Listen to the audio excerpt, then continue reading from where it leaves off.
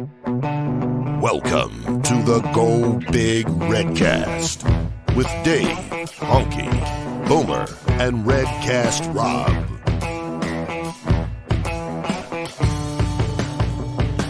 Welcome to the Go Big Redcast. I'm your host, David Gaspers, and I'm with Honke. Well, it's a fashion statement show here, and I'm wearing a Richmond Tigers hat from the Australian Football League. That's for you, Dave. And then for all my fellows in the Fantasy Football League, the I Suck at Fantasy Football finished dead last in the league. Pink shirt with the unicorn.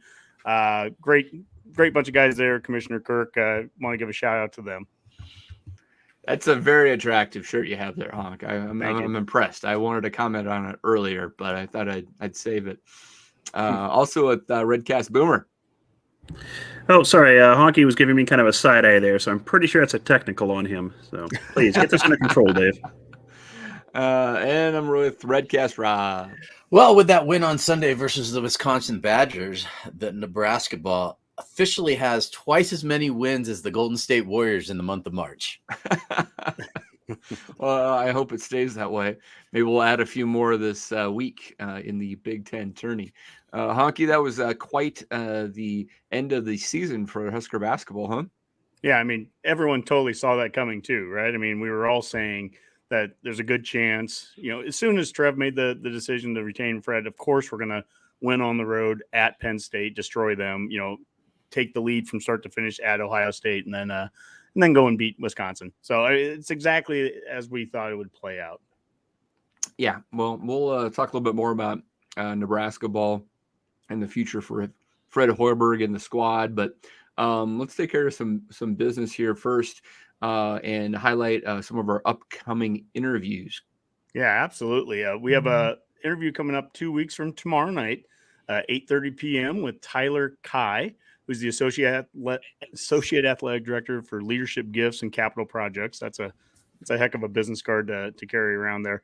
But a really good guy. Boomer, you and I tailgated with him before a game last year, and he's going to talk about some of the different projects going on, and obviously the Go Big project. All the facilities are getting built up there on the north side, so that'll be an exciting conversation. And then, of course, Rob, yesterday we talked with Brandon Vogel, managing editor of Hail Varsity. You can go on YouTube right now and watch that entire video. You can go listen to us on any of your favorite podcast platforms. But we are part of the Herdat Media family, and that's with Hail Varsity. So, Rob? Yeah, and if you enter Redcast as your promo code when you're checking out, subscribing to Hail Varsity Magazine and to the website, you'll receive a $10 discount on your first year. And then you can switch on over to the Herdat website and purchase some Redcast gear, like my Redcast hat here. You can select the Herdat brand, like the Redcast, and then pretty much anything that they're showing there, even though it's like a Herdat mug, you can still select it. You put the Redcast logo on there if you want, and let everybody know how much you want to support the show. We'd appreciate it. And this is an interactive show now, Dave. So, all the people that are watching here on Facebook and YouTube and Twitter, all that, interact with us. Send us some questions. Send us your comments. Boomer's going to be following along with all that. So, let's have at it. So many, I'm sure, have always wanted to ask Honke a question. So now they can just drop it in the chat and they're good to go. That's right. All right, well, let's go ahead and put on our scarlet-colored glasses and talk all things Husker football. And we'll start with some tweets of the week. Yeah, well, the first one here, the news from today is that the survey, the Memorial Stadium survey that came out or that was sent out about a month and a half ago, the results came in today. And the attitude towards alcohol, this is one from Dave Fight, the attitude towards alcohol at Memorial Stadium. Get ready to drink at Memorial Stadium, Husker fans. So, Boomer, I know you and your Redcast on the Rocks, you'll be happy to see that. But basically, 72% of the respondents from that survey, they have a positive or neutral attitude towards alcohol sales at Memorial Stadium. But what I really enjoyed was some of the comments here. And, basically, they tried to give a full rounded, kind of the comments that were positive and negative. So some of the positive ones, I don't think alcohol sales in Memorial Stadium would create fan issues because most people are already drinking before, during, and after the games anyways. Alcohol sales are a no-brainer. As a recent grad, most people I know leave the game at halftime to drink and don't return unless it's a good game. And then you get some on the other side, such as please do not allow alcohol. I know it will make the university some money, but it will absolutely ruin the game day experience. And please don't allow alcohol sales in the stadium. This is an atmosphere for family and fans, not for people who become obnoxious because they've had too much to drink. Boomer. Well, I'm not obnoxious, so. Well, you haven't had too much to drink tonight. That's No, why. tonight's Diet Coke. It's Lent, so I've engaged in a little self-deprivation and putting the cocktails on hold. So it's a challenge, but it's good. It's growth. So we're going that route. Personal So. growth. Yep, that's what it's all about, right? So a little Right. reflection. But no, I think this is probably, we've talked about this many times. It's something that's probably overdue at Memorial Stadium. We've mentioned other stadiums in the Big Ten pull this off. I mean, we've all visited stadiums in the conference that sell alcohol. Have you noticed any serious problems at any of them? Any worse than? I mean, I've gone to Minnesota, never seen an issue. You've been to Buckeye Stadium, right? Is that? Yep, that's right. Did they sell there? Was there any noticeable concerns or issues there? I don't think so. For $12 a beer, no one's going to the game to get loaded, so. Anyways. I mean, and it's not going to be the easiest thing in the world, and given our concession stand lines, it's takes forever to get one anyway. So, and really, it was kind of interesting looking at the survey itself, and even if people had generally negative attitudes, it trended more towards the more seasoned demographic had slightly less favorable aspects of it, but even the vast majority of them said it wouldn't really affect their attendance. I think even the over 75 crowd, which had the worst reaction to it, it was like 75% or 71% said it would have no impact on their attending games. So in the grand scheme of things, it's the type of thing that can be managed properly, and I'd like to think we're capable of doing so here at the university, and our fans can handle it, maybe. So. Well, maybe we'll find out sooner than later. We have no real idea what this will result in, but seems like it's trending in that direction. Yep. A couple other tweets here of the week. One's from Matrix Analytical. And I thought this was really interesting, Dave. Brian Applewhite is part of a trio of new coaches at Nebraska that has the Huskers a place to consider if you like the ball in your hands. Quarterback, wide receiver, running back, and tight ends coach combo in Lincoln is in the top 7 of all FBS Power 5 programs using our metrics. Things are happening in Lincoln. Fire. So, I mean, I like what I hear there, right? I mean, according to their metrics there, basically all the skill positions on the offense, it's what we talked about we wanted to see with this revamped coaching staff. We want pros, doing, coaching those rooms. And, this is what you get when you get Joseph and Whipple and Honke, and all can that. you bring that back up? Because I need to read it again. I mean, like, a place to consider if you like the ball in your hands, QB, wide receiver, running back, tight end, coach combo in like his top 7 in all of the FBS Power 5 using our metrics. Mm-hmm. So I'm just a little confused in the sense of like, does everybody get the ball that often? Or are we just going to have that many plays? Will each play have the wide receiver, running back, and tight end all touch the ball? We're just going to be laddering the ball back and forth. I mean, it's just like the metrics seem to just be like, well, each one of these coaches have come in, have been able to get their position group to touch the ball a lot. But when they all are in the same room now, it might be a little more challenging. I don't know. Yeah. I mean, Dave, this is what it's when you bring the best of what Frost has with the best of Whipple, everybody touches the ball in this offense. Right. We've got some amazing creative plays. I mean, where tight ends are throwing it back to running backs or pitching it to quarterbacks. A lot of double flea flickers, like ball coming back into Thompson's hand, throwing it to a tight end who laterals to an offensive lineman who's eligible. Or something. It's a. I mean, we've got fake slides that Whipple brings with him for Completely. I mean, there's so much creativity, and I think that's what the matrix analytics that we're talking about or we're trying to get to. At least I hope. Last but not least, we're obviously big on in-state recruiting, and the remaining 2. Here, let me go back to a graphic that we were showing in previous shows here.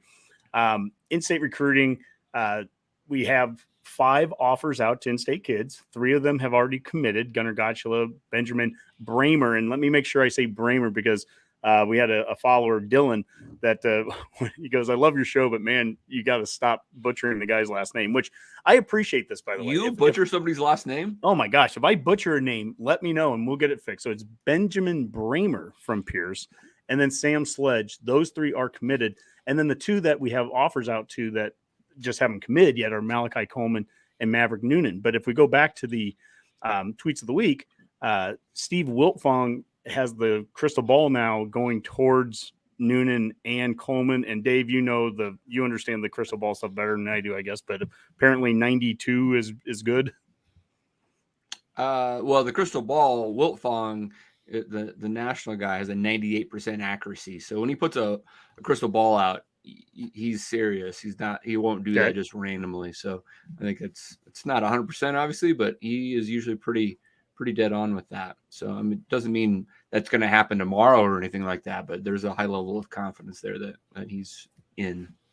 Well, if he's right, then basically that would be the top 5 kids in the state all choosing Nebraska, coming to Nebraska. And, coming off of the year that we had last year where we obviously struggled some in Omaha, I guess I'd say that's a good turnaround. Hey, Honke, Maverick Noonan is from Elkhorn, is that right? Yeah, he's Elkhorn South. When's the last time we had someone from Elkhorn commit? Well, would Prochaska be? Teddy Prohaska? I don't. Please don't do this to me. My wife, who happens to be of Eastern European Slavic descent, has often criticized your pronunciation of Teddy's last name. Did you just intentionally set me up? Yes, I did. Damn, that was for you, Katie. Wait, I had a guy in my fraternity though that was. No, he's Prohaska too. Geesh. I was calling. Okay, a guy in my fraternity is a Prohaska, and it's spelled the same way. It's Honke. It's French Romanian. I don't know. Just move on. Move on. I've never seen Dave throw this show off the rails before, and he just did it. Well, it was just too easy. I saw the connective tissue there, and just had to take it. So I'm terrified. Anytime I had to ask Tyler Kai how to pronounce his last name, Kai. I was like, I know I'll call it K or something wrong. So I had to reach out to him and make sure I got it right. Yeah.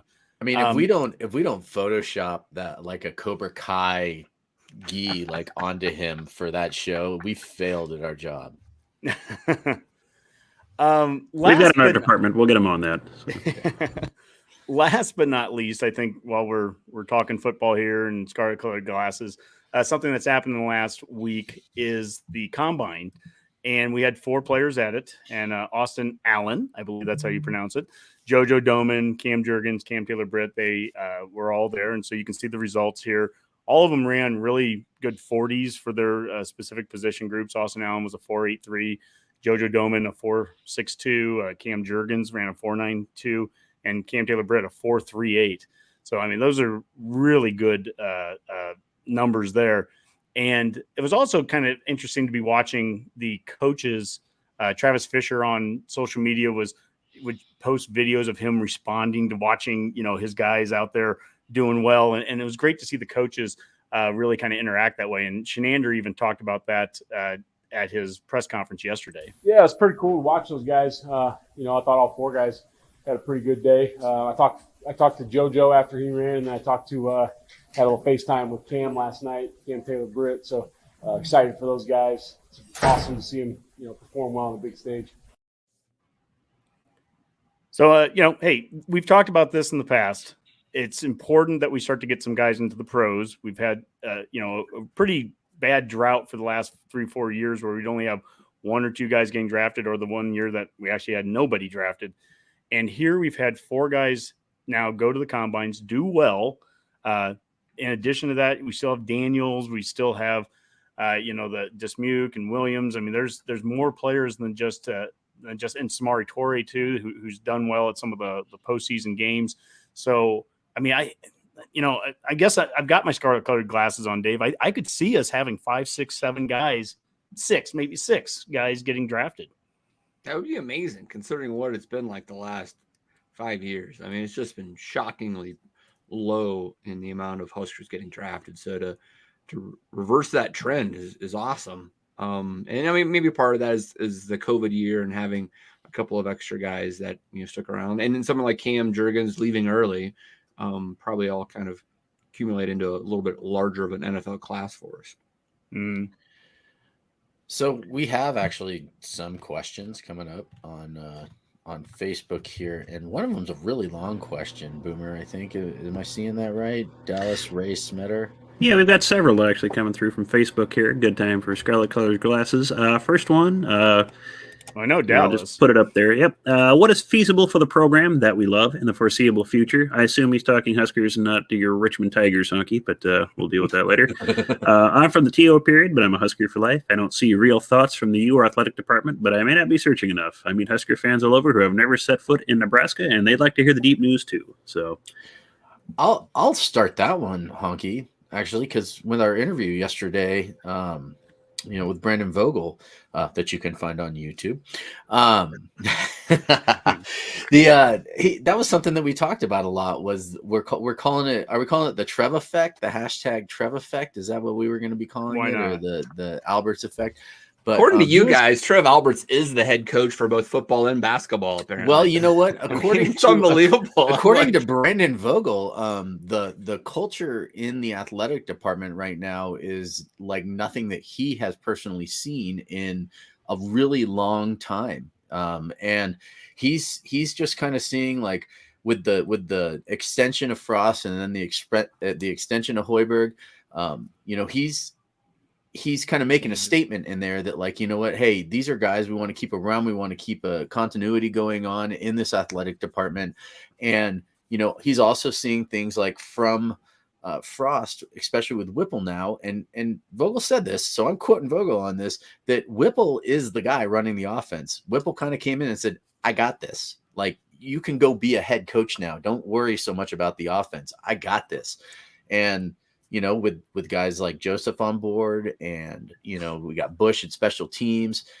Frost is just kind of overseeing everything now. He's now the CEO that he should be as a head coach. And again, that was another Vogel quote. So, what can we expect from this program? I mean, obviously I could say 15-0, but we're gonna, and I will, because I firmly believe it's possible. But realistically, 8-4, 9-3. Boomer and Dave, you guys are analytic guys, and that's what Vogel is. And we've talked about a number of times the historic season that we just had last year, and historic in all the wrong ways, right? I mean, that so many stats showed that we were probably an 8 or 9 win team a year ago if you just do a certain number of things better than what we did, specifically in special teams alone. But historically, I mean, we had that one graph that showed that they did 5,000 simulations, and we had as good of a shot of going 11-1 as we did going 4-8, and we ended up 3-9 out of 5,000 simulations, right? And all these different stats that lead up to the turnaround could be quick, because we shouldn't have been a 3-9 team last year to begin with. A normal 3-9 team, you're going to look at and go, well, returning talent and all this, it's probably it's a big ask to get to 6 or 7 wins. And, talking with Brandon there, it's more of a confirmation that it is possible that a team like this can turn around and get to 8-9 and not even really be anything from an analytics standpoint out of line. I mean, right now we are the SP Plus had us like at 11.7 points better than the average college football team coming into next year. Okay, so a 3-win team from last year, right now, the SP Plus, those rankings there, and there was an article that he had in Hail Varsity, has us 11.7 points better than the average college football team. Now, again, we're one of 4 teams in the college poll era since the mid-30s that didn't win more than 25% of our games, but had a positive point differential. And we had the largest point differential of any of those 4 teams, and that's in the history of college football. That's how unique last year was. So, I hear people go, what if next year's just like last year? What if it's the same thing? What if we go 3-9, but there are a bunch of close games? Well, crap. Then, I mean, we have literally, we just took a historical year and we somehow, duplicated it. And so let's all hope that's not happening. Yeah, no, I understand. I mean, I would also probably could ask Boomer, when's the last time that a head coach had 4 losing seasons to start a a tenure at a school and got a 5th year and then turned it around. And he'd also tell you it's historic to actually do it. So, I mean, you can get numbers however you want to paint your story. What did Beamer do at Virginia Tech? Did he have losing seasons his first 3 or 4? Yeah, I believe so. Boomer's looking up the exact numbers. That probably your best case to reference. Similar to, I guess, a few other schools who had historically odd seasons like we had last year. To say it's not impossible. Is it probable? I don't know. He had a couple. He did have a couple of winning ones. He had 6-4-1, 6-5. But I think he walked into Vermont Tech when they were on probation or something too. So it was kind of not quite an apples and oranges comparison. Well, unless you want to consider the Riley years being probation. Yeah. Well, when's the last time a school had 2 historic back-to-back seasons? That's what I want to say, because what you're saying is we have a chance to do that, Dave. That's what I'm hearing. That's right. That's right. That's what I'm hearing. hearing. Like, I think the bigger I'll be right question back. I'm gonna go actually get some more Kool-Aid. I mean, the question was just the next season, but I felt it was more of a global picture of what is our expectations for this program going forward and what's possible, right? Well, and it's defined foreseeable future. I mean, next season's part of the foreseeable future, but obviously, I don't buy into the narrative. Frost, does he need to win next year? Yeah, but he needs to win anyways. I mean, like Trev, everything he's done up to this point, it doesn't show anything that I think that there's a short leash on Scott. I mean, he's giving him everything he possibly can do to succeed. Trev clearly wants Scott to succeed at Nebraska. And Scott needs to win games, but I mean, that's no different than what we would have said 12 months ago or 24 months ago. And the changes that they've made since October, and you can go to the matrix analytics there. I mean, there's some support to show that the changes that have been made are going to help us get over that hump. And that's not even talking about Bill Bush being a special teams coordinator and the difference that we can see over in that area, which has just killed us, for the last number of years too. Sure. I mean, I guess what I was trying to get at, is the bigger picture of not just next season, but going forward. I mean, I listened to your interview with Brandon Vogel, and I mean, I think you're correct. I mean, Trev Alberts doesn't want to fire Scott Frost next year. It's not like that's his intent in extending him. It's just to drag this out for one more year so he can save some money or think he has a better pool of candidates to hire. I don't think that's his case at all. But if Scott Frost goes 4-8 next year, he may have his hand forced, right? I mean, that's different than saying he wants to fire Scott Frost. It's like he just decides that, look, I mean, he's gotten 5 years and he just hasn't got it done, even with his new coaching staff. That's not impossible to imagine. What I'm getting at is the analytics of last year showed that team more than likely was a 7, 8, 9 win team from a historical, traditional standpoint. You take that, you do all the simulations, and that's where that team comes out. So my question is, for us to go 4-8 next year, what a step back, really, because you hired all these coaches, these pros, these guys are the top 7 in the Power 5 of rankings of all those offensive skill position guys, and we have a Bill Bush who's demonstrated success as a special teams coordinator at this school. What a step back it would take to go 4-8. Even though the record would actually technically be better, it really would be a step back. I don't know how. I understand, but I mean, to some point, you ultimately have to have. We've talked a lot about culture, and I mean, it feels like there's good culture apparently now in the athletic department. But I mean, starting as of in the last year or two, I felt like Frost had the culture of the football program going in the right direction. But it ultimately wasn't a winning culture. I mean, not to say it wasn't a good culture, it just wasn't producing wins. So if you're not producing wins, it wasn't a winning culture. So the question is, with the new coaches, can they actually create a winning culture? And sometimes that can take a while, right? I mean, you might just click and they're 9-3 next year. You're right, but it might take a while. And so, I mean, for my opinion, to try to answer the viewer's question is I think getting to 6 or 7 wins next year would be a really good thing. And then after that, then you're starting to build upon that and saying, let's get to 8 and 9 wins, win the West, and then see where you can go from just a stability of the program and recruiting, right? And so I think that's where I would go, is let's figure out how to win the West. And if we win the West, especially with an expanded playoff, then you can start to feel more optimistic that you'd have some really, really fun seasons ahead of you. That's a very measured approach, and that's a good approach to take, Dave. And really, Coach Osborne never said we need to win the conference. He never said we need to win the game. It was always about goals. You set goals for each week. You need to hit your goals. And if you make those goals lofty enough, and if you reach the goals more times than not, you're going to win the game. And if you reach the goals and you don't win the game, then you literally shake the hand of the opponent and say, God bless you. But when you're kicking it off of your own team and having punts going back for touchdowns and when we have the mistakes that we've had, you're not obviously reaching your goals there, and you're not playing at a high level in some of those very key parts. So anyways, we can move on. Hey, Dave, you're a betting man, and Husk Guys actually tagged a tweet or retweeted a tweet or tweeted a tweet or something on Twitter. Huskers have the 9th best odds in the country to win a national championship. 9th best, tied with 27 other teams. Yeah, and they kind of misread the Still chart. 9th It wasn't best. 9th best, but it was Hey, you know what? up there. The so. analytics say 9th best. Okay, it doesn't matter. If we're It tied tells with me all those that other there's some elite teams, and then there's just everyone else. I'm saying there's a Which is, chance, Dave. I'm saying no there's a different than chance. every other year, right? There's Yep. a few elite teams, and it drops off pretty much. Yeah. I guess one other thing before we get into the basketball and the baseball chatter, there was the news today that Nebraska, Trev Alberts, he is signing a long-term multimedia rights deal with JMI Sports effective July 1st. It's a 12-year deal between Nebraska and JMI that's worth up to $215 million. So that's nearly about $18 million a year.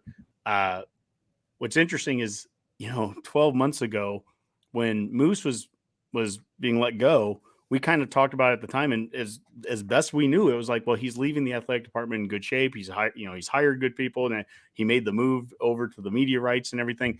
And here, this is another example. Trev is kind of his first 7-8 months, man. He's been busy, and some of it's undoing these things. So now we're going back, and I guess we didn't. We obviously weren't making the money that we thought we were going to make going with it. So getting back into having a media rights going through someone that used to be IMG. Now it's going to be JMI, but they made that announcement here today as well. Did have a few more football related comments before we shift gears here. I thought we'd bring those up. Lang Farms asks, does the defense take a step back, and does that bring the ceiling down? Well, let's look at what Shenander talked about here with the new guys and trying to mix in kind of old and new. Yeah, I think, like I said, I think there's two separate entities right now. There's a group that's been here, that the new stuff isn't really new. It's just, they've heard the word so many times. And then there's, some incoming freshmen, some transfer, some junior college guys that they've never heard anything. They've never heard us teach technique. They've never heard us teach a drill, and they're getting this big chunk of install. So I think that those guys are a little bit behind as far as schematic stuff. And to me, we will catch them up with that. I just want to see them move around, and I want to see them go hard and not be afraid to make a mistake right now. So they have a little bit of catching up to do, but we'll get there. To the point of the question, obviously, when you have a bunch of newcomers here, we love the talent, right? That defensive backfield, we brought in 5, 6, 7 new guys, and it's high school guys. It's transfers from FCS, Omar Brown from Northern Iowa. It's JUCO guys. It is just straight up transfers in the portal from Arizona State. And so we're bringing in a lot of different talented guys, but there is this transition. And so the question being, do we expect a little bit of a drop off like right away? This is a challenge here because the defense played so well last year. If we had an average defense last year, all of a sudden some of those analytics I was talking about earlier wouldn't have looked so good. We would have been blown out in some games if our defense didn't do what it did to keep us in it. And I don't know that we can just rely on the defense coming out on day one against Northwestern and be performing at the level they were against Michigan State, in the second half there, Dave, where I think we gave up 13 yards, against Walker. So that is a legitimate concern. And the Big Ten being a trenches kind of league, the D line, I think, is an area that we'll see what happens as spring ball goes on, but there's a high likelihood that we're probably going to hit the portal again after spring just to build at least some depth there is my best guess. Yeah, I mean the D line. I think you have to bring in an extra body or two that you feel could contribute in some way. I mean, they don't have the depth there for what they need to do. Secondary is really interesting. There's a lot of young talent there and some exciting, opportunities for guys we've been waiting to emerge. So I mean, we'll see. But I think it does seem reasonable that if there's a step back, it's the first couple of games of the season, right? And I think as they would progress, I feel like they're going to get better as they go. Mm-hmm. One other thing, I guess the third element of the game, special teams. Mac, our former Redcaster Mac, he came up with a great idea, and I thought that this was kind of. He goes, we need to make special teams exclusive. Treat it like with defense, it's the black shirts that was created back in the 60s, and it became a big deal to be a starter and wear black. And he was basically saying, like this should be that Bush talks about the returners as being invite only to be a returner on one of the return teams. And the idea of making it exclusive. So, give them purple shirts or give them something, do something that makes special teams exclusive so that guys are walking around practice and you want to, I don't know, a turnover change, whatever it is, you do something to make it a big deal to be on special teams. And I don't know, that kind of, maybe we can build something up. Maybe someone has a better idea than purple shirts. It's funny because there's a great article on Hail Varsity that with a quote where he was talking about, he says, it's kind of like when I was at the Garth Brooks concert last year, right? And he's like, I was sitting right up front with my wife and I was up clapping and dancing the whole time. And I looked down the row and there was another couple just sitting there watching the show the whole time. And he says, there's a difference between attendance and accomplishment. And he said, I expect my players to not only be in attendance on special teams, but they need to accomplish something while out there. That's kind of the summary of the quote. And that's, makes all the sense in the world, really. And there's a lot of guys that are going to be required to play special teams this year. We've talked about it before that maybe aren't necessarily thinking that, but Mickey Joseph said, hey, if you want to play for me, you're going to be playing special teams as well. Right. So, there's a whole new attitude, it seems like, at least in that area. So, Boomer, you have anything else? Yeah, a couple other here. Dom with a little premature question. If Frost does go 4-8 and gets fired, does one of the current assistant coaches step up and take the head coach role? So I'd be shocked. I'd probably anticipate a full house cleaning if that's the case. Yeah, they're going to have to rebuild Memorial Stadium at that point anyway because it'll be burned down. And yep. And a little more chipper news. Jason Stinger asked, did we get any more info on the players reunion that's supposed to happen after the spring game? Anyone hear any recent rumors of that or talk? My invite must have been lost in the mail. Honke, any idea? I have not heard anything about that. So saying that the rumor is that there'd be some big former players reunion. I've actually seen some rumblings of it on Twitter every now and then. They're just saying that a bunch of former players are supposed to come back for the spring game, and then there's going to be a big gathering of them. I'm not sure if that would be like a public thing anyway, but I guess it'd be cool to see all those former players come back and kind of, support the program. Like, yeah, sure. I think there's over 200 of them that were there at the, the press conference introducing Frost, back in 2017. So I'm all for it. Former players, come on back. Yeah. And that was something Trev was trying also to do to help build up some of the sales for the season or for the spring game tickets. I know that they were reaching out to Ndamukong Suh and Zach Taylor, and so some former players to try to get them to come back as well. So that that's we're all in support of that. Redcasters, if you haven't bought your tickets already, get out there, get tickets. Let's sell out the spring game, and let's make it a great weekend. Really showing off Lincoln and kind of fully coming out of COVID, and let's have a great recruiting weekend there too with that. Absolutely. All right, Boomer, anything else? No, that's it for football at the moment. I think we're free to move on. All right, let's go to Nebraska ball. And we alluded to this in the opening, but it was the most unusual week that you could possibly imagine, considering how the season was going. But the Huskers have gone on the road and won their last 3 Big Ten games, somehow actually crawling out of the cellar into the 13th seed of the Big Ten tourney, which is quite the surprise. It does puts up against Northwestern, who happened to beat Nebraska twice, both I think relatively handily in tomorrow's matchup. Whereas Minnesota and Penn State are the other game there on Wednesday. And then if we do beat the Wildcats, it is hard to beat a team 3 times in a season, right, guys? That's right. We get to play Iowa on Thursday. So that would be the Nebraska path to a quarterfinal matchup on Friday with potentially a Rutgers.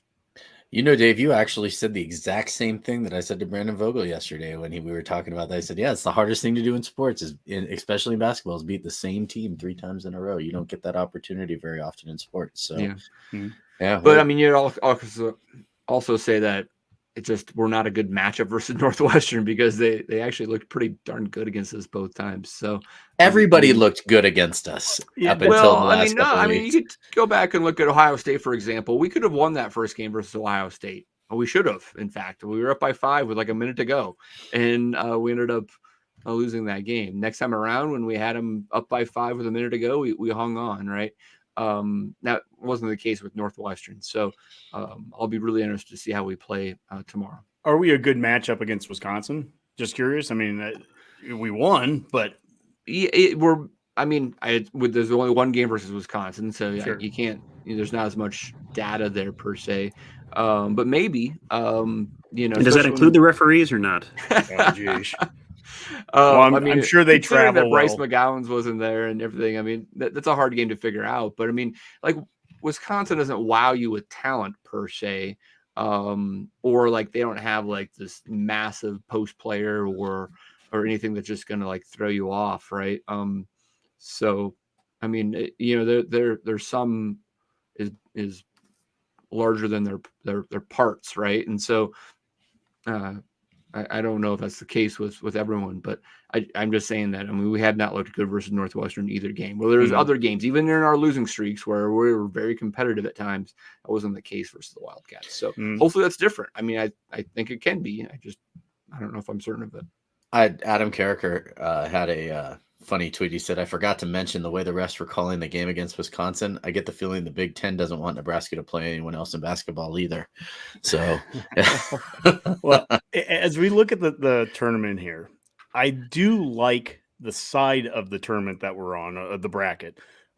We don't have, Michigan State, Ohio State, Wisconsin, Purdue on this side, but I really think the way that this team is playing right now, I can see it be a one and done if we don't come out and play well. We can be done tomorrow night without a doubt. If we beat Northwestern, I'll go on record. If we beat Northwestern, I think we can make it to Saturday. I mean, I think we can get through Iowa. I think we can beat Rutgers, and at that point, you're in the Final Four, and hell's bells, figure out what happens then. But I can see a route to Saturday, but it's all about that first game, man. The first game, you got to get started. Yeah, I hear you. I think still a bubble team. Yeah, absolutely. Yeah. And Iowa's fighting for seeding. So after Northwestern, you have very motivated teams that do not want to see what Wisconsin endured on Sunday happen to them. So I mean, if we make that run, we will earn it. They're motivated to play. They're motivated to win, and a lot of teams right now, I've seen this enough on the social media, fans going, we don't want to play Nebraska right now either. It's a kind of a two-way street there. Boomer, you made some statement about how Sunday was, one of your favorite basketball days. Like just everything kind of played out right. Nebraska wins and Iowa loses and everything just kind of turned out, it was actually a good day to be a Husker fan. Felt like it's been a while like that. Yeah, it was, especially for, a game that in the grand scheme of things didn't have a whole lot of meaning for like a tournament position or anything like that for us. It was just fun to actually kind of go be that spoiler and just kind of really piss off a bunch of Badger fans. There were some fun comments on social media from some of them. You can search for their tweets and comments. And Message Board Genius had a couple of good ones from some very angry Badger fans following that game. So it's sometimes fun to be the villain in all this. So let's go ahead and do it some more. So and the seeding did change. I mean, we went from a 14 to a 13 seed. So now we're playing Northwestern instead of Penn State. We're in that side of the bracket versus the other.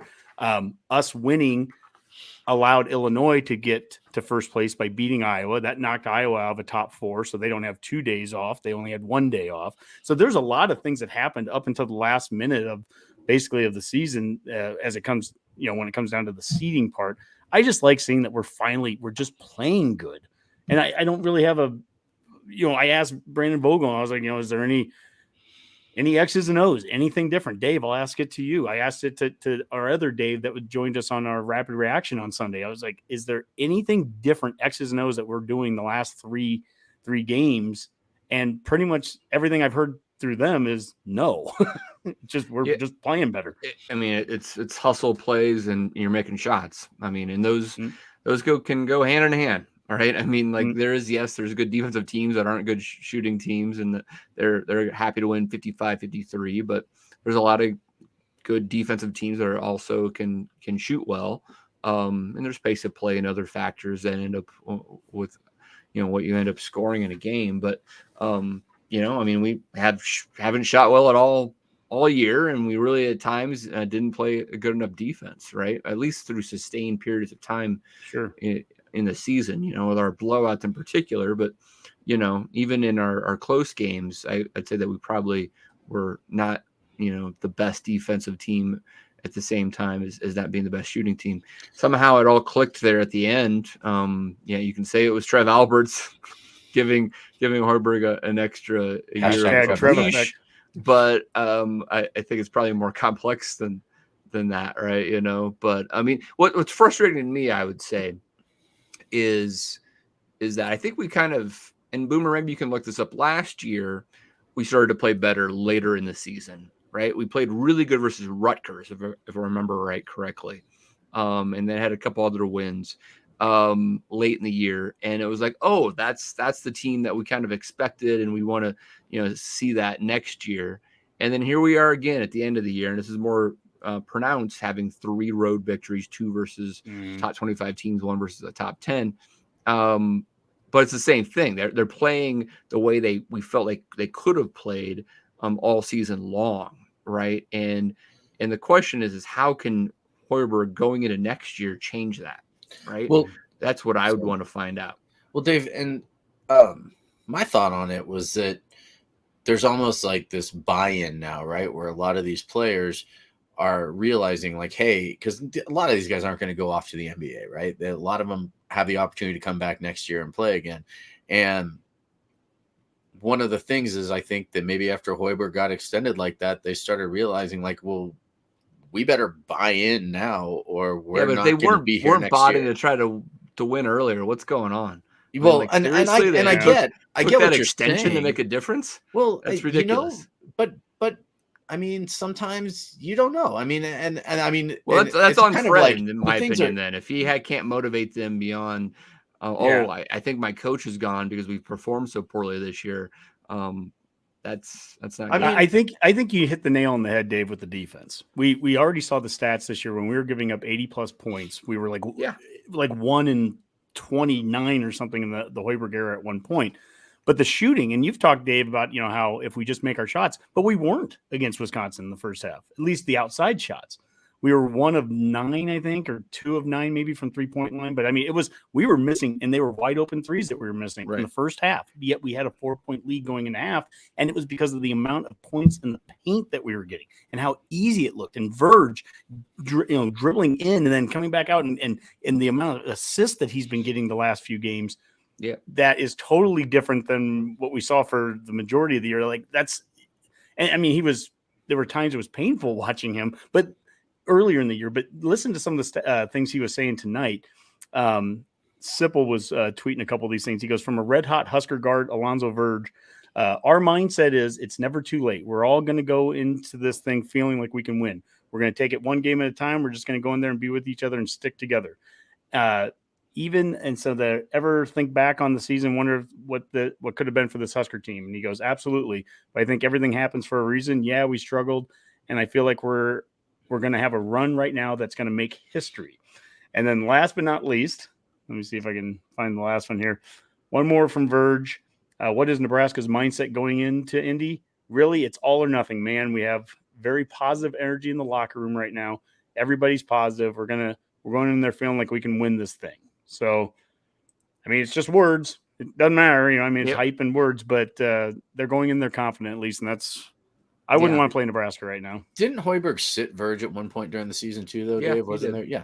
And I mean, like you said, it was on Hoiberg, because I just want to go back on that a little bit more. It's on Hoiberg maybe he was having a hard time getting some of the buy-in from these guys. I don't know, but the timing of it just seems right, where a lot of these guys maybe are just kind of all of a sudden decide like, okay, let's do this. He's going to be back next year. Let's do this, and I get what you're saying. I do. I'm wondering if it has that effect, because it's a different team. There's a whole new attitude out there. It's just nuts. Like it's fun to watch this again. Like I actually, I kind of felt like, wow, this team's going to come back and win this game against Wisconsin, just because, the way that the refs were, reffing, they're like, okay, well, you can try to make us lose this, but we're not going to. Like that attitude throughout the entire second half was like, oh my God, these guys are continuing. Like there was no give up. So back to my initial premise, I guess, Rob, is like, how does Fred capture that and get next year's team to play like that from game one? We should never have lost game one this year. Right. You're right. Did, because they didn't play that way. And so a part of it potentially from a program building standpoint is how can you get some of these players that could go turn pro, even if it's not in the NBA, and go play somewhere else in Europe for 10 or 12 years to stick around an extra year. So you have some more continuity within the program, right? Because that's how you get the buy-in right there. Yeah, because then those guys are like, look, we know we can do it. We were doing it last year. And then the new guys that are coming in don't have to recreate that type of that culture, right? I mean, they are just, incorporated into the existing culture that says, yeah, we're going to have a great year. And we just haven't had that under Hoiberg. It's just been a rotating door. And so it's just so critical, I think, if we could get someone like Trey to actually decide to come back, right? Whether that's an NIL deal that makes it lucrative enough for him to play another year of college basketball, even though the guy's probably like 24. It just would make a huge difference, I think, next year if we have a couple of these key contributors back on the roster. Yeah, a little bit of continuity.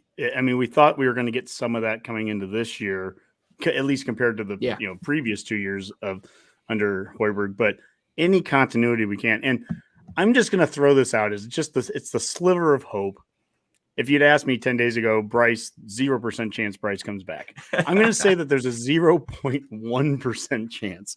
And that would be if, he's going to throw his name into the draft and he's going to get all the feedback. And if the feedback came back that he was, a 20 to 30th pick, still first round, but not lottery, is there any chance with NIL?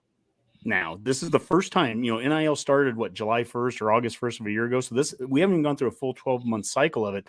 This is the first time that guys are making decisions on whether do I go into the draft or not. And basketball is a sport where you can pull yourself back out after you've declared. So is there a chance? I mean, is there a chance where a guy could be like, hey, I can make enough in NIL to at least make it worth it a year? And because my brother Trey is going to come back and play, maybe that's enough of a pull. Like I said, this might be a 0.1% chance now, but 2 months or 2 weeks ago, I would have said it was a 0 chance. So who knows? Yeah. I mean, I'm pulling at strings, but to your point, Dave, no matter what, it's that continuity. We can't just keep flipping everything on the roster and then come November think you're just going to, come out and be this dynamite team right away. You've got to have something coming back that you can kind of build off of. And I think what Wilcher has been doing and Walker coming back. And if, to your point, if Trey at the very least, man, if we could get Trey, those three guys, that's a hell of a nucleus to build around.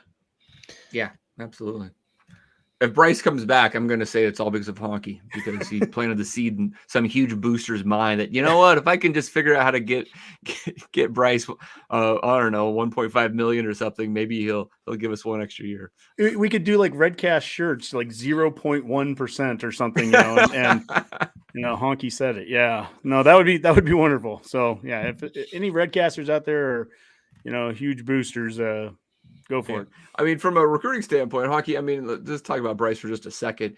He has come a long way in a 30-game season. You have to admit, right? I mean, you were a little critical of the 5-star the first month of the season or so, but he's come a long way. He's played better defense, made better shots, and he's lived up to his billing by the end of the year. Yeah, he was the newcomer of the year. Apparently, that's not good enough to be the freshman of the year, which I don't understand how that newcomer of the year includes freshmen. So I mean, it seems like that should have been a no-brainer there. But there's a lot of things the Big Ten does that are not no-brainers sometimes. So yeah, even all the guys on the Big Ten network, like the Big Ten guys, were just like, so now that he's pretty much assured himself of winning the Freshman of the Year award. I wonder if they voted before this week. I wonder if they voted before the season, quite frankly. Because I wonder if Nebraska played basketball. I don't know. He was the Freshman of the Week 6 times. The kid from Ohio State was Freshman of the Week. Yes, maybe 7. Okay, but the kid from Ohio State was Freshman of the Week 2 or 3 times. Like, I mean, yeah, I think Andy Katz. The Ohio State guy's good. I'll give him that. Andy Katz said something about it was the stability. He said it was stability, or not stability. It was it was that the Ohio State guy did this time and time again. And it's like, but to your point, Rob, it's 7 times. Poor Alabama. I hope they can catch a break kind of attitude there. You know what I mean? Like, no, it's, I excuse my language, but it's bullshit.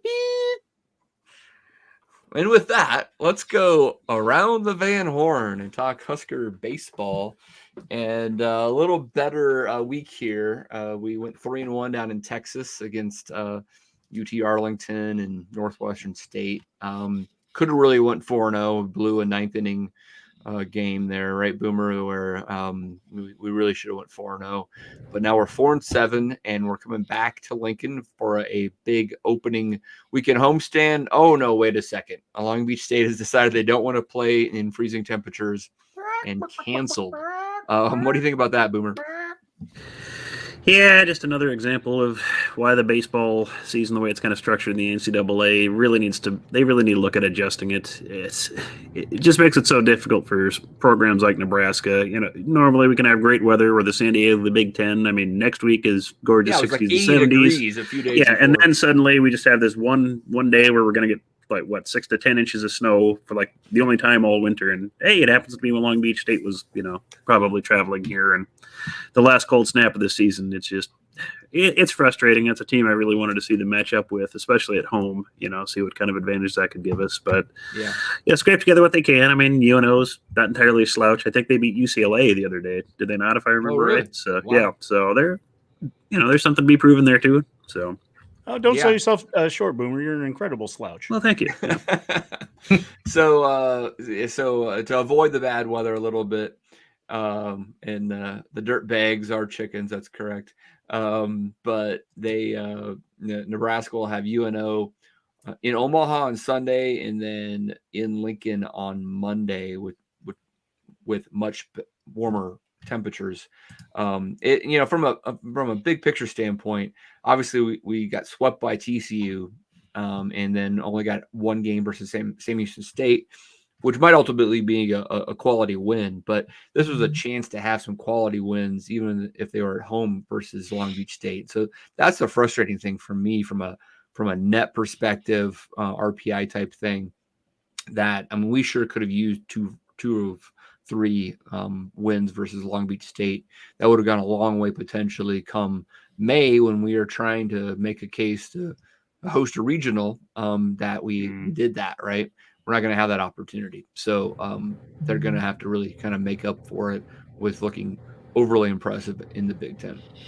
Yeah, and there have been some good starts by a couple of the other Big Ten programs. I mean, I think Purdue's 12-0, but they've played mostly, I think, Ivy League intramural squads. But you also had programs like Maryland. They swept Baylor to start the season. Rutgers swept Houston Baptist, who sometimes, causes trouble. So there's a lot of, 3 Big Ten teams that already have double-digit win totals that are kind of racking things up. The Maryland over Baylor in particular. Yeah, that was a little surprising because Baylor beat LSU earlier today, I think, too, if I saw right. So, there's still some, serious competition in the Big Ten. So hopefully we'll get a chance to make some waves once conference time rolls around. So. And we're sitting at, 4-7 right now? 4-7, correct. And, it's early in the season, but we've had a couple of games now.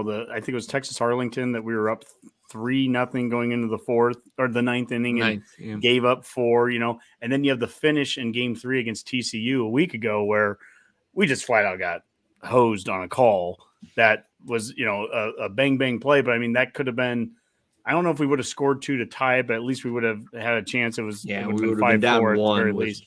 Yeah. And then because of, just the good luck, obviously Bolt is furious after that. And because he gets ejected after the game was over, it ended up making his suspension the next game. He couldn't coach the next game, but we won that one. So anyways, we've got to start, getting some W's here. We went 3-1 last weekend, and at least, started to kind of get a little bit of momentum going. Had a good pitching game from Shannon. I think he went, I think one of the games he went 8 innings or something. So I mean, we're starting to get some good things going there. Yeah, I think that'll be the key is seeing the starting pitching kind of come into form, and it does appear that it's finally happening. They shuffled things around a little bit last week. It'll be interesting to see what they do versus UNO here. And they also have K-State, I believe, on is that tomorrow, right? Tomorrow, yeah.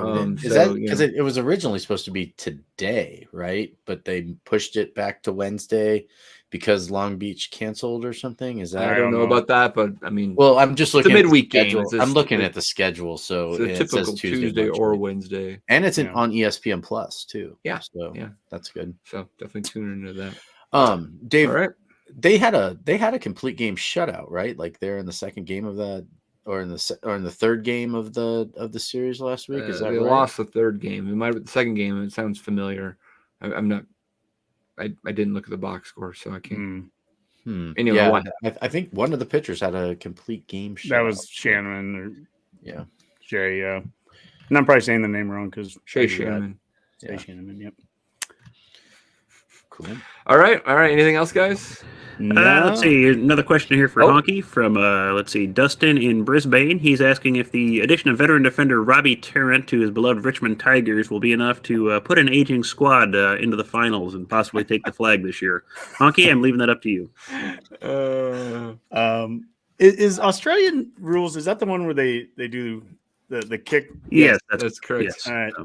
All right. We went, Kathy and I went to Hawaii like 10 years ago, and we were in the hotel and made friends with these people from Tasmania, and that's how we sent them. They play quite a bit of AFL games in Tasmania. Yeah, so we sent them Dorothy Lynch and a bunch of great things from Nebraska, great cultural things that they could appreciate, and then they sent us. I had some Vegemite dip that they sent me, which is just horrendous. That is some of the worst stuff I've ever had in my life. Yeah, and then he sent, and of course I sent him like a Husker hat or whatever. So then he in return sent me his favorite team, Richmond. And Dave, you would probably know much better than I would. I think he said that Richmond's traditionally not very good, but is Richmond? Are they saying Kildabad or no? Richmond's been very good the last few years. They've won, I think, 3 of the last 5 premieres. So really? They've been good, but they're getting kind of up there in age, so they're probably running out of opportunities. So I'm like the back in the day they might back then they might not have been good. I'm like the Patriots of back when they had Brady at least of the AFL. Oh, cool. Yeah. I actually would really. I think that'd be a great Ted Lasso series if Honke somehow gets hired to be an AFL coach. That'd be great. I'd watch that. Yeah. Oh my god! He'd be like, "Can I go with you? Can I go with you to be like Lasso's sidekick?" Yeah, you'd be his assistant. Totally. Yeah. I think that'd be perfect. That'd be the perfect role for me, just to stand there, on the sidelines the whole time, nodding and learning the rules of the game while Honke yells and screams about the referees. That'd be awesome. Oh man, run the triple option. I did see that there was a tweet I did see today, Honke, where they actually talked about the fact that they've been really focusing on the run game a lot more than they thought Whipple would be, with a lot of downhill running. So I thought that they know how to play up the audience, Rob. They sure do. But yeah, that was one of the defensive guys was making the comment about it. Yeah. Yeah, so. Garrett Nelson said they're not trying to out scheme people now; they're trying to out physical. Which, that's red meat for me. Yep. Yeah, exactly. I mean, Honke. All right, all excited Let's now. Get out of here with some parting shots, and we'll start with Honke. We'll start with the sad news, and that former Husker basketball player Dylan Talley passed away over the weekend. That was a real shocker. And Doc Sadler had posted he tweeted about him, and he just said, so sad to pass the news that former Husker Dylan Talley passed away tonight. He was a person that would give you the shirt off his back. Love you, my man. Our condolences go out to the entire Talley family. In addition, Nebraska is expanding the red carpet experience to the spring game, also to baseball and softball, which is very cool. Dr. Lawrence Chatters, the Associate AD for Diversity, Equity, and Inclusion, said this new Husker tradition is something that everyone across our state can be proud of, and the number of children who have benefited from this initiative is in the thousands. So it is very cool, and it's neat to see that continue on. Again, I'm just going to say Trev effect. And last but not least, this was shared from Big Ten Network today. Nebraska's 2 tournament games in the Big Ten tournament versus Michigan and Iowa were the 2 most watched in women's basketball history on BTN. So very cool. And, Husker Nation, you do it all the time. You show up in person, you show up on the ratings, and it's great I just love the support of Husker Nation. Great job. Awesome. That was 3. Is that right, Honke? That was just 3 parting shots. You hit the under, folks. The under hit. Yeah, right. All right. Nice. All right. Let's go with Redcast Rob. Well, it is International Women's Day today, and I want to give a shout out to all of our female supporters out there, whether you're on Twitter, Facebook, YouTube, birthing one of us like Marty and what are your parents' names there again? Mike and Marty. Mike and Marty. That's they like to party. They like to party. Yeah, Marty. Well, I was specifically Marty Honke, and you guys like to comment on all of our stuff and give a shout out. You know what? Because let's be honest, without you women, we wouldn't exist. So, you guys literally give life to everything. So, thank you so much for everything that you guys are doing and for your support. We love you guys on Twitter. You're some of the best follows out there, and keep it up. Go Big Red. All right. Get us out of here, Boomer.